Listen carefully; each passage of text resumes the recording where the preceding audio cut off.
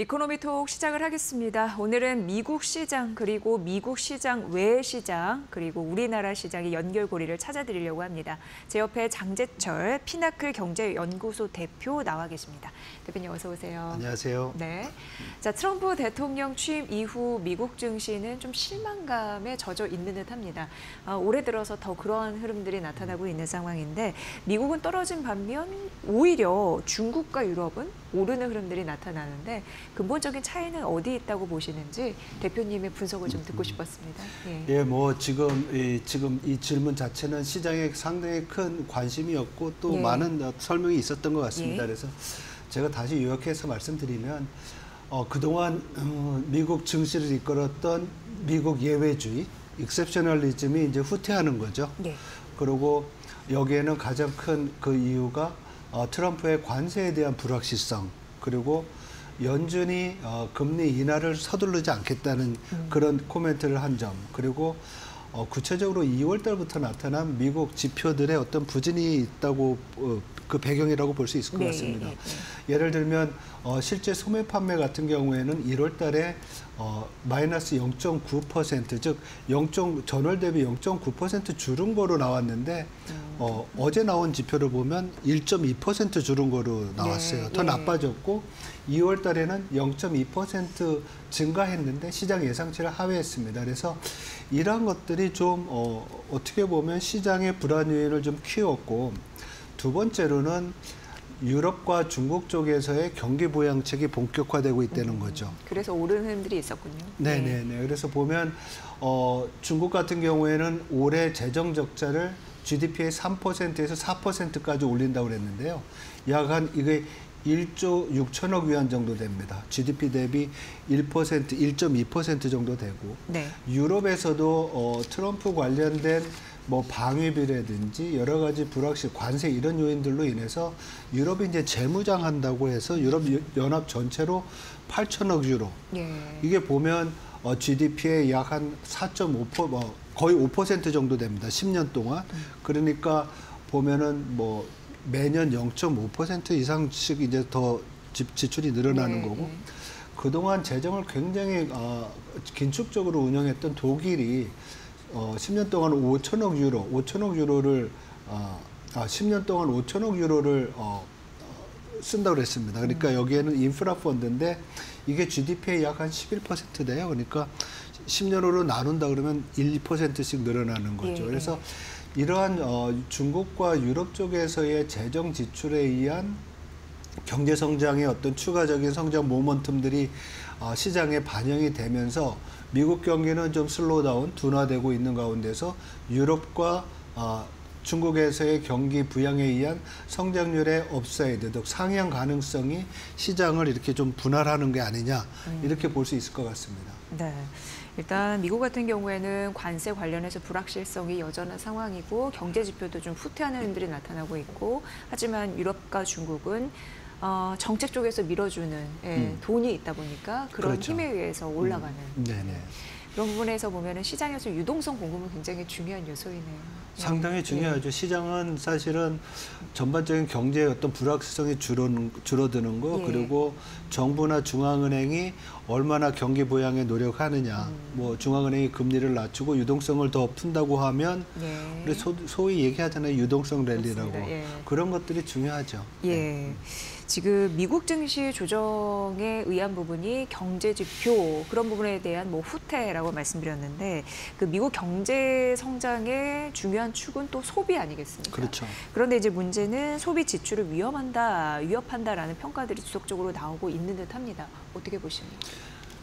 뭐 지금 지적해 주신 거는 향후 이제 뭐 미국의 어떤 경기를 판단할 때 되게 중요한 것 같습니다. 그리고 또한 연준의 정책 결정에 중요한 것인데, 증시가 이렇게 조정을 받게 되면 조정받은 데는 주가가 떨어지는 거잖아요. 10%씩 떨어진다고 하면 가계의 그 자산 중에 하나인 주식의 가격이 떨어진다는 것은 그만큼 가계의 자산의 이제 가치가 떨어지는 것이고, 그러면 소비는 위축될 수밖에 없죠. 우리 경제학에서 소비는 소득의 함수고 어떤 웰스, 부의 함수고, 그 부를 구성하는 게 미국 같은 경우에는 주식과 뮤추얼 펀드가 약 한 10에서 15% 정도 된다고 그래요. 예. 이만큼이 가치가 떨어지게 되면 소비에 영향을 받겠죠. 그리고 주가가 떨어지면 이런 부의 가치 하락뿐만 아니라 소비 심리가 나빠지거든요. 경제 심리 중에서 소비 심리가 악화가 되면 이거는 향후에 소비의 부진으로 나타날 수 있고 소비 부진이 시장에 반영되면 주가의 조정폭을 더 키울 수 있잖아요. 네, 네. 그런 의미에서 경제 정책에 통화 정책에도 함의가 있다는 것이 뭐냐면 시장의 조정폭이 크거나 시장이 더 소위 말해서 그 베어마켓으로 하락장으로 들어가게 되면 연준이 나설 수밖에 없다. 왜냐하면 연준은 결국은 최대 고용과 물가 안정인데 경기가 나빠져서 고용이 이제 나빠져서 실업이 올라가면 안 되잖아요. 그렇죠. 그런 면에서 연준의 그 페드 풋, 연준의 풋 옵션이라는 게 있잖아요. 네. 시장이 나빠지면 연준이 나설 수밖에 없는 그런 어떤 배경이 될 수가 있습니다. 굉장히 중요한 부분을 또 말씀을 해주셨습니다. 중국 쪽으로 가보도록 하겠습니다. 최근 경제 지표도 워낙 뭐 국가에서 뭐 부양책이나 정책적으로 밀어준다고 하니까 약간은 반응을 하는 흐름들이 나타나주고 있는 걸까요? 그에 대한 궁금증이 생겼는데 일단 최근 지표 보면은 1월부터 2월 소매 판매가 4% 증가했고 그리고 산업 생산도 같은 산업 생산은 5.9% 늘었습니다. 그거는 시장이 예상한 보보다 조금 더 웃돈 네. 수치가 나온 부분. 중국이 경기 부양에 대한 기대감 때문에 주가가 올라간다고 얘기를 했는데 어떤 산업이 사실 큰 영향을 미치는지도 궁금한 요인이었습니다. 어떻게 보면 중국을 바라보는 투자 심리에도 영향을 미칠 것 같아서요. 예. 예, 어떻게 보면 1, 2월 달의 지표와 또 그 산업 생산의 어떤 그 추세를 보면 경기 부양의 효과가 좀 나타나지 않나 이렇게 보고 있습니다. 예, 그래서 소매 판매가 1, 2월 달 평균으로 4% 증가했는데 이건 시장 예상치에 부합을 하고 지난 12월 달에 3.7%보다 높은 거예요. 네. 그리고 그 중에서도 이제 소비나 아니면 경기 활성화 정책으로 중국 정부가 보상 판매를 했잖아요. 예, 예. 그 중에 하나인 그 통신기기 판매가 예. 약 한 26% 늘어났어요. 이고안신 정책에 의한. 그렇죠. 예. 그러니까 그런 것들이 조금씩 소비에 반영이 되고 있고 산업 생산도 5.9% 증가했는데 이건 시장 예상치를 상회하는 겁니다. 대신 우리가 품목 섹터별로 보면 하이테크랑 산업용 로봇, 발전 장비 이런 부분의 성장세가 평균적인 산업 생산보다 높았어요. 네네.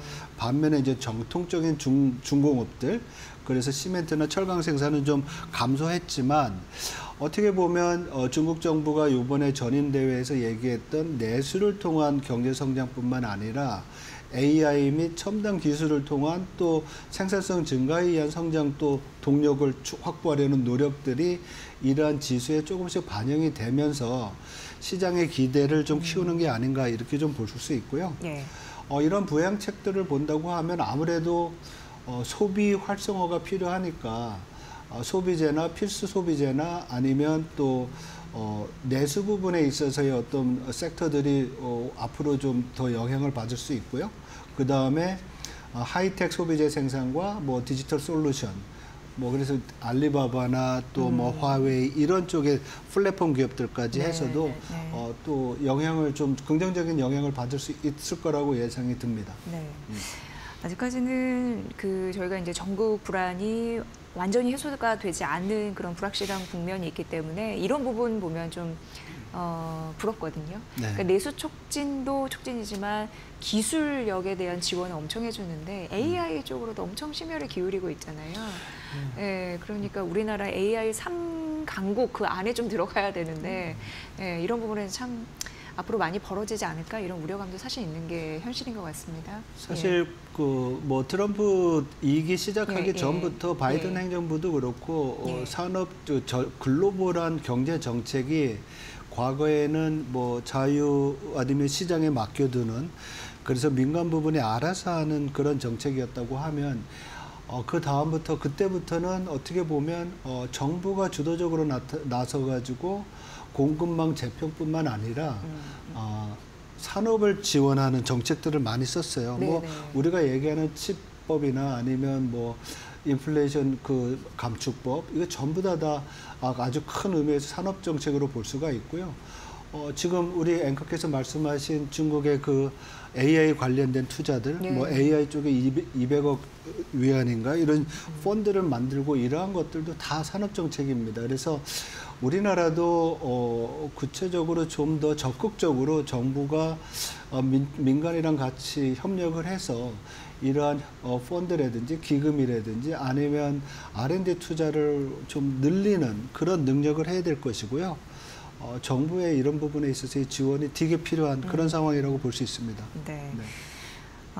선거기일 정해지면 이제 정치적 불확실성이 훼손될 것이다 뭐로 이슈 있는데 이번 주에 또 같이 맞물려서 생각할 고민들이 좀 있네요. 그래서 잠깐 말씀드렸고 지금 한국 경제는 내수 관련 지표의 회복이 좀 더딘 것으로 나타나서 아쉬움을 좀 더하고 있는 상황이죠. 예, 네. 3월 초에 이제 통계청이 발표한 1월달 산업 생산 예. 자료를 보면 다 아시겠지만 생산, 소비, 투자 전부 다 지금 부진한 거로 나타나고 있어요. 예. 그래서 사실 이러한 부진은 뭐 올해 나타난 것이 아니고 작년부터 계속 지속이 됐던 이슈거든요. 그래서 우리 성장률이 추세적으로 하락하고 있는 가운데서 뭐 올해 경제 성장률도 지금 1%대 중반으로 보고 있고 그리고 가장 큰 것이 소비 부분과 또 투자 부분, 특히 건설 투자 부분에 대한 어떤 부진. 여기에 더해서 우리가 앞에서 얘기했던 미국의 관세가 우리 수출을 또 제약할 수 있는 그런 부분들이 있잖아요. 그래서 내수 부분에서의 그런 부진은 우리가 계속 왔던 그 문제점에다가 지금 관세로 인해서 그동안 우리 경제의 성장의 한 축이었던 수출까지도 올해 어떻게 보면 역성장할 수 있는 부분이라 가지고 수출과 내수가 다 부진한 그런 상황이라고 볼 수 있습니다. 그래서 앞으로의 경기를 나타내는 그 통계청이 발표하는 선행지수 선행종합지수의 순환변동치라고 있어요. 그러니까 선행지수가 장기 추세로부터 얼마만큼 이제 벌어져 있느냐 이게 계속 이제 내려가고 있습니다. 그만큼 향후의 경기가 어렵다는 얘기인데 이러한 점에서 한국은행의 어떤 추가적인 금리 인하와 또 정부의 입장에서 보면 경기 활성화를 위한 추경 같은 것이 진짜 필요한 그런 시점이라고 볼 수가 있습니다. 네. 그러다 보니까 한국의 주식시장을 바라보는 그 일각의 시각 중에 상반기 조정설이 또 고개를 들고 있는 상황입니다. 이건 좀 안타까운데요. 어떻게 느끼세요? 네, 이렇게 갈까요? 작년까지 굉장히 안 좋다가 올해 좀 바짝 좋아졌는데 또 조정설이 나오니까 되게 이제 실망스러운 부분이 있습니다. 그렇지만 제가 볼 때는 지금의 어떤 미국 시장에서의 조정도 조정이지 이게 베어마켓으로 들어가서 끝나는 거 아니라고 생각이 들고요. 네, 비관적으로 생각할 필요는 없다. 예, 미국 경기가 둔화되는 건 맞습니다. 왜냐하면 작년에 2.8% 성장해서 올해 2.2 내지는 2.0%로 둔화되고 있기 때문에 그리고 제가 분석한 바에 따르면 미국의 경기 사이클은 올해 2분기가 피크고요. 그 다음부터는 경기가 둔화되는 게 굉장히 현실화될 가능성이 큽니다. 특히 이제 노동 부분에서 안 좋아지는데 이러한 둔화에도 불구하고 미국 경기에 대해서 리세션 확률, 경기 침체 확률은 그렇게 높지가 않아요. 그러니까 둔화되는 그 상황인데 비슷한 경우가 1995년과 97년이 있었고요. 그리고 2012년과 14년이 있었는데 이때 비슷하게 경기는 둔화되고 있었는데 연준이 우리가 지금 생각하는 것처럼 금리를 낮추고 인플레이션이 유가라든지 공급적 요인 때문에 높아졌다고 좀 안정되는 거의 비슷한 상황이거든요. 이런 상황에서 각각 그 두 기관에서 S&P 500 기준으로 뭐 70%, 50%씩 그 기간 동안 상승했던 부분이 있어요. 그래서 경기가 둔화된다고 해서 시장이 그렇게 조정을 받지 않을 계속 나빠지지 않을 거기 때문에 우리 시장도 전반적으로는 뭐 약간의 변동성은 있지만 괜찮을 것으로 보이고요. 특히 이제 하반기가 되면 우리 추경 있잖아요. 추경 같은 것들이 경기 활성화에 기여할 것으로 보여서 그렇게 비관적으로 볼 필요는 없을 것 같습니다. 많은 분들이 이 부분을 좀 조심하셔야 되는 게 침체가 성장률 둔화와 같은 부분이 전혀 아니잖아요. 그렇죠. 성장률 둔화를 침체로 오해하지는 말라. 굉장히 중요한 말씀을 해주신 것 같습니다. 자, 이번 주에 미국 FOMC와 일본 중앙은행 BOJ의 통화 정책 있잖아요. 관전 포인트는 뭐라고 보세요? 일단 연준은 금리를 동결할 것으로 보이고요. 네네. 그리고 파월 의장은 기자회견에서 좀 비둘기파적인 도비시한 그런 뷰를 낼 가능성이 큽니다. 왜냐하면 최근에 시장에 어떤 조정도 있었고 앞에서 말씀드렸던 경기의 어느 둔화 속도가 생각보다는 좀 빠르거든요. 침체로 가지는 않더라도. 그래서 이러한 것들이 좀 반영이 돼서 이번에는 이제 경제 전망도 발표합니다. 그래서 네. 보면은 올해 경제 성장률을 좀 하향 조정할 가능성이 크고요. 최근에 기대 인플레이션도 있었고 관세 부과 시점이 좀 앞으로 당겨졌잖아요. 그래서 이러한 것들이 물가 상승률은 좀 올려줄 것으로 지금 예상이 됩니다. 네. 그리고 일본 중앙은행도 BOJ도 금리 동결할 것으로 보여요. 그리고 전반적으로 일본의 금리를 결정하는 거에서 중요한 것이 엔화의 어떤 밸류, 엔화가 너무 약하냐, 예, 뭐 이런 것들도 있었고 두 번째로가 이제 인플레이션에 대한 이슈인데요. 인플레이션을 결정하는 것이 임금 상승률인데 지금 협의된 임금 상승률이 약 한 5.8% 되는 것 같아요. 네, 네. 작년 5.1%보다 높아서 네. 이게 궁극적으로 기대 인플레이션을 높이면서 인플레이션을 가속화시킬 수 있다는 점에서 이번에는 동결을 하지만은 제가 볼 때는 6월 달 정도 되면 금리 인상을 또 재개를 할 거로 보입니다. 근데 뭐 일본 중앙은행 부총재가 6개월 텀마다 금리 올리는 게 바람직하지 않냐 이런 얘기를 했거든요. 그래서 그런 거로 본다고 그러면 6월 달, 12월 달에 올리면서 연말에는 한 1% 정도까지 가지 않을까 이렇게 전망하고 있습니다. 네. 우리나라 내부적인 이슈도 있지만 이번 주는 외부적인 이슈 상당히 많이 받을 수 있는 부분이기 때문에 그 요소에 대해서 조목조목 아주 잘 분석을 해주셨습니다. 오늘 이코노미톡은 장재철 피나클 경제연구소 대표의 분석으로 여러분 들으셨습니다. 대표님 고맙습니다. 네, 고맙습니다.